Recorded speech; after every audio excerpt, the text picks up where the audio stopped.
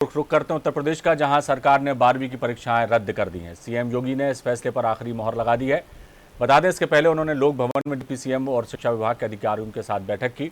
मध्य प्रदेश, गुजरात, उत्तराखंड की सरकारें बोर्ड की परीक्षा रद्द किए जाने का निर्णय पहले ही ले चुकी हैं। इसके पहले यूपी सरकार हाईस्कूल की परीक्षाएं रद्द कर चुकी है।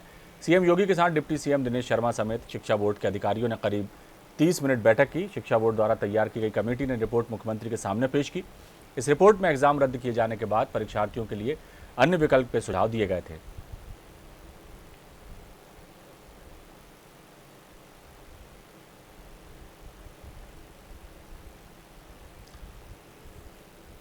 तो उत्तर प्रदेश ने भी केंद्र सरकार की तर्ज पर 12वीं कक्षा की जो परीक्षाएं हैं वो रद्द कर दी हैं।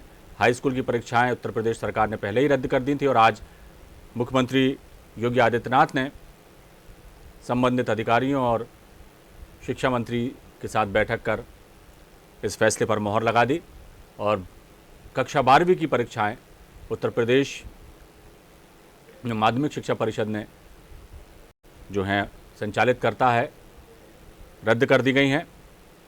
बच्चों के भविष्य को लेकर, उनकी परीक्षाओं को लेकर वैकल्पिक जो हैं व्यवस्थाएं हो सकती हैं, उसकी रूपरेखा तैयार की जा रही है।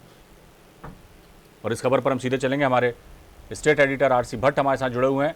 भट्ट साहब, सबसे पहले केंद्र ने सीबीएसई के एग्ज़ाम जो हैं वो रद्द किए, उसके बाद अन्य राज्य सरकारों ने भी उनका अनुसरण करते हुए 12वीं की परीक्षाएं रद्द की और अब उत्तर प्रदेश में भी 12वीं की परीक्षाएं रद्द कर दी गई हैं। कारण कोरोना है और बच्चों की सुरक्षा है, क्या कहेंगे? चारों तरफ कहीं सराहना हो रही है जिस तरह से राज्यों ने अपनी जो क्षेत्रीय परीक्षा है निरस्त कर दिया था। पहले परीक्षाएं केंद्र सरकार द्वारा घोषित की निरस्त कर दिया गया है, लेकिन राज्यों के जो बोर्ड हैं, चाहे मध्य प्रदेश की बात करें, छत्तीसगढ़ की बात करें, उत्तर प्रदेश की बात करें या महाराष्ट्र राज्य की बात करें, अन्य तमाम जो राज्यों के बोर्ड हैं वो अपने अपने बोर्डों का निर्णय स्वयं लेने के लिए कहीं न कहीं तत्पर थे। और ये जो कोविड का काल लगातार चल रहा था उसको लेकर एक संकट बना हुआ था कि किस तरह से ये कैसे ये परीक्षा ली जाएगी, क्योंकि निश्चित रूप से एक जो संक्रमण का एक बचाव होता है, क्योंकि डिस्टेंसिंग बनाकर वो एग्जाम हो नहीं पाएगा। काफी नजदीक लोग बैठते हैं, उसकी व्यवस्था नहीं बन पाएगी और जो सरकार व्यवस्था करना भी चाहेगी लेकिन फिर भी कहीं न कहीं अगर किसी एक व्यक्ति को संक्रमण होगा तो वो निश्चित रूप से दूसरे व्यक्ति को संक्रमित हो जाएगा।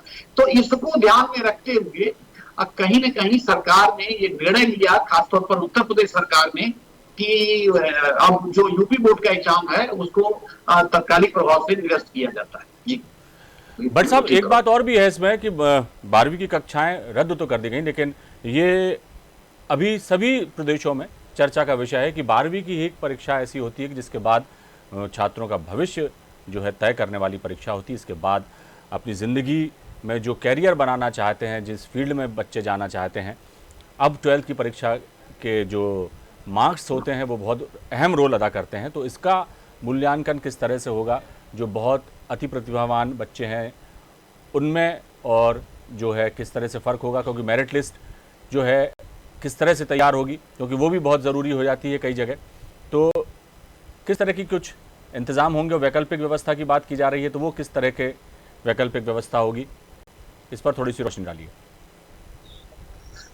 निश्चित रूप से ये ग्रेड के हिसाब से काम करेंगे, क्योंकि उसमें सभी लोगों को लगभग उसको पास करेंगे और ये परफॉर्मेंस उनका जो नीचे की परीक्षाएं हैं, खासतौर पे हाई स्कूल की परीक्षाएं हैं या फर्स्ट ईयर की परीक्षाएं हैं, फर्स्ट ईयर की परीक्षाओं का परफॉर्मेंस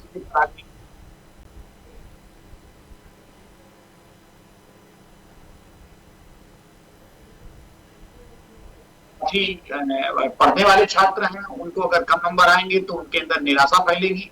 और इसको कहीं न कहीं देखते हुए ये सरकार निश्चित रूप से जो है उन छात्रों का ध्यान भी रखेगी। और लेकिन ये निर्णय लिया गया है कि जो भी परीक्षार्थी जिन्होंने फॉर्म भरे हैं और परीक्षा में अप्लाई किया है वो सबको जो है आगे की परीक्षा में प्रमोट कर दिया जाए। सरकार कोई जोखिम नहीं लेना चाहती है, क्योंकि जिस तरह से 1 जून से वैक्सीनेशन का कार्यक्रम शुरू हुआ है और वो वैक्सीनेशन में 18 साल से 44 साल के लोग हैं, इसमें बहुत सारे छात्र जो हैं लगभग वो यूपी बोर्ड के हैं, खासतौर पर 12वीं के छात्र हैं, उनकी उम्र 18 साल है, 20 साल है।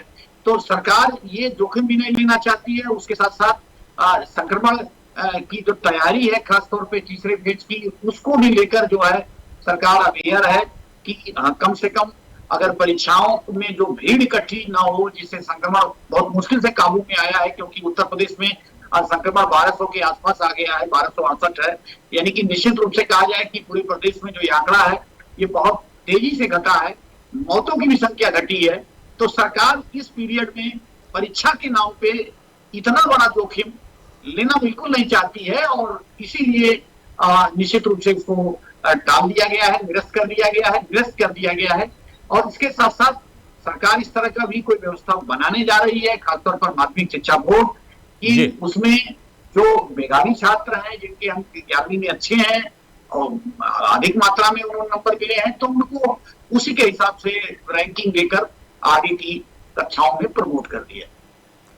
तो कुल मिलाकर केंद्र सरकार ने जो फैसला लिया उसी का अनुसरण कहेंगे, या मौजूदा परिस्थितियों को देखते हुए ये फैसला उत्तर प्रदेश की सरकार ने भी लिया है और बोर्ड के 12वीं बोर्ड के एग्ज़ाम जो हैं वो रद्द कर दिए गए हैं, और कोशिश की जा रही है कि बच्चों के भविष्य के साथ किसी किस्म का कोई उनका नुकसान ना हो, तो उसके लिए भी कुछ वैकल्पिक व्यवस्था या आगे किस तरह से उनके कैरियर में उनको मदद मिले, इसकी भी रूपरेखा तय की जा रही है। बहुत बहुत शुक्रिया भट्ट साहब इस तमाम जानकारी के लिए।